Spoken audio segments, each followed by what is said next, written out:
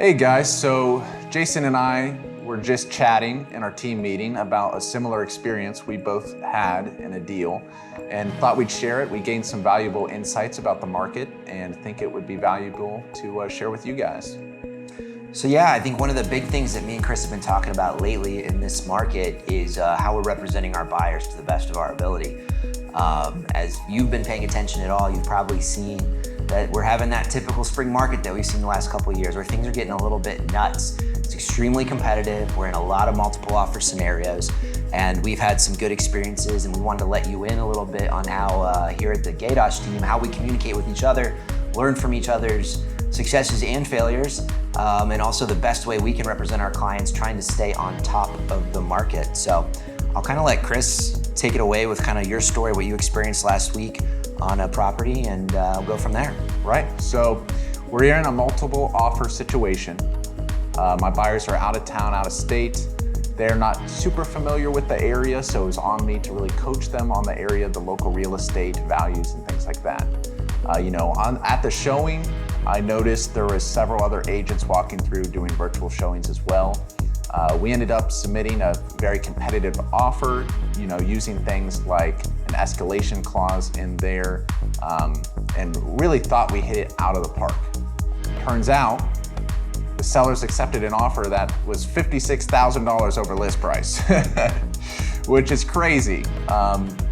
So we're just kind of thinking about this. The market's definitely heated up quite a bit. And Jason, I know you kind of had a similar situation. Yeah, so in our situation, we wrote an offer. We were very diligent at how we prepared it. We used what we call the Buyer Advantage program here on the team, where we prepared with the lender and all of our appropriate documents, full pre-approval. My client was ready to go.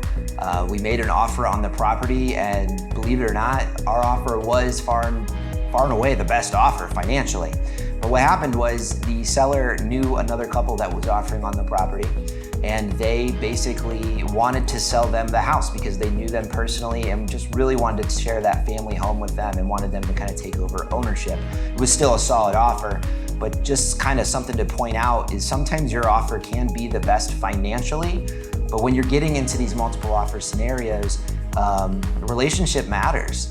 It's one of the things we call the buyer love letter, or we attach it to our contracts where we're explaining the scenario, talking about your life, relating to the seller on a personal level. Anything to kind of give you that leg up on the competition is one of those things. So those were both examples where when we were representing our buyers, even though we did and the buyer did everything they could necessary, they still lost out on it. So it's an educational experience. We're both, of course, reformatting our strategy, looking at the properties. I think at the end of the day, I know your buyers were pretty comfortable with the fact that they did not want to pay that much for the home, so they were thankful for your strategy, and they went to the limit of their comfort level, and so they're ready to move on to the next. They can put their head on the pillow and kind of be relaxed. But that's one of the big struggles, right, of offering right now.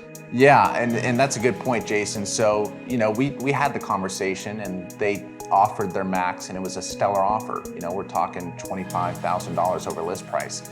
And I coached them on the values of the properties. This market's so hot, you're seeing a higher price point as far as from list to where the house is selling for. And you've got to have the conversation of, okay, do you love the house? Do you want the house? Because this is the price you got to pay for it. If not, submit that highest and best offer, but walk away with your head held high in a lot of situations, because there's something else out there, and you can walk away knowing you did not overpay for the property. Yeah, and so in my client's situation, we're actually making another offer on a better property today. So I always tell people, I really do believe, and I know you believe this as well, things work out for a reason. Sometimes you think you've done everything right and you can't figure out, you get a little frustrated. Why did we lose on that house? But I always think it comes right back around, and you're gonna buy the property you're supposed to buy, but it is important to take these steps. Rely on your real estate agent for strategy, and sometimes know when to walk away too, because everyone can keep up in the price and try to be that guy at the auction that's raising that paddle at the last second and locking that deal down. But sometimes, for your financial situation, know when to walk away and find a better property that fits for your financial needs and your personal needs. And Chris, as we're entering in this market, what do you think like the #1 most important thing for someone who's thinking about buying a house? They want to jump in here, they're making a move, they're transferring to Right Pat, their family's getting bigger, whatever that reason is right now. What's the #1 thing you tell them when they're starting out? So there's actually a couple of things. #1, I think a huge advantage in the market right now is to go ahead and go through the underwriting process with your lender. Yeah. Get that extra bump in your pre-approval.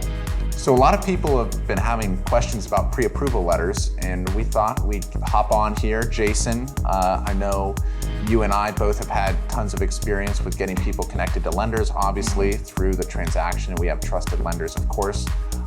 Talk about the pre-approval letter a little bit.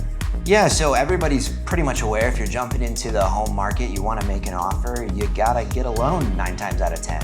If you're lucky enough to have a pile of cash and you can purchase it that way, that's great.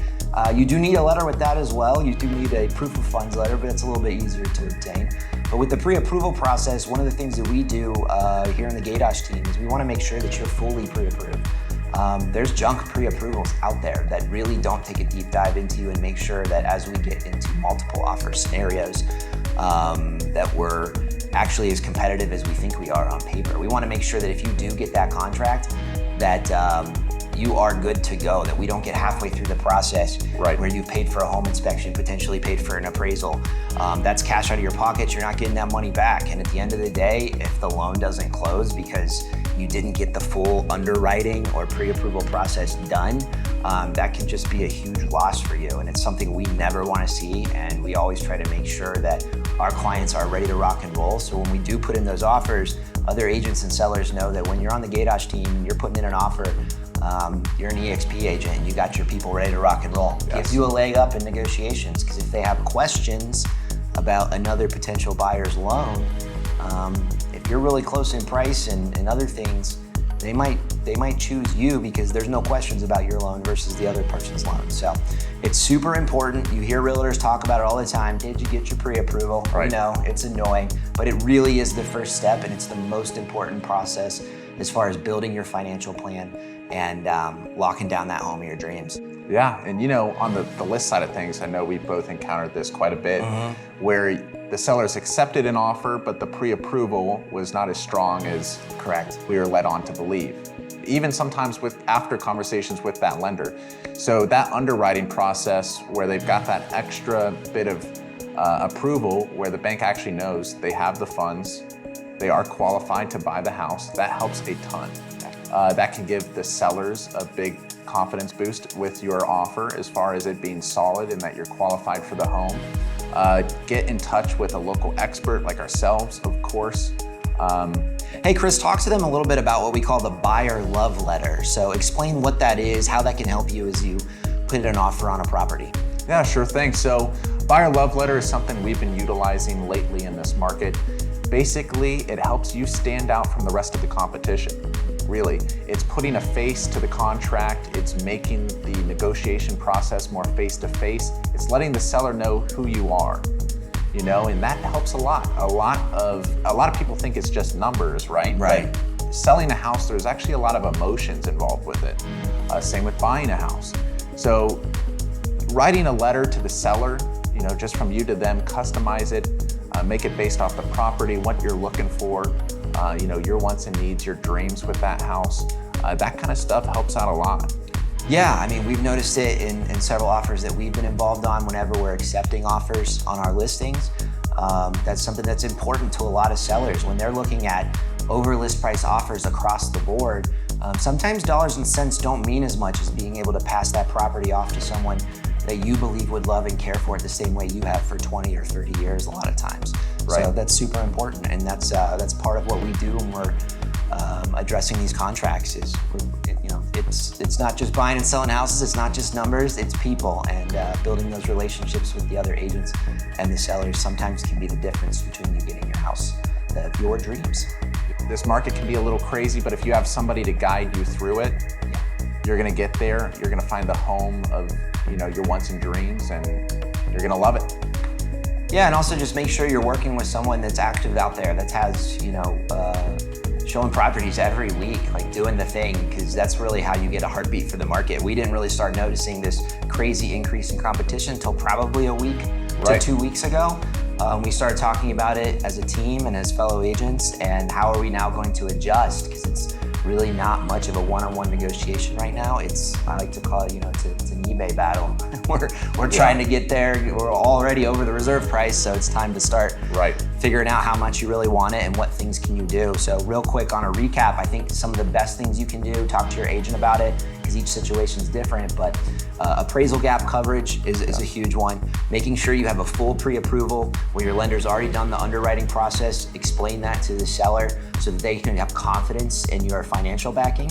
And then I'm trying to think here. So yeah, we got appraisal gap guarantee, the buyer love letters is a big one. Buyer love letters.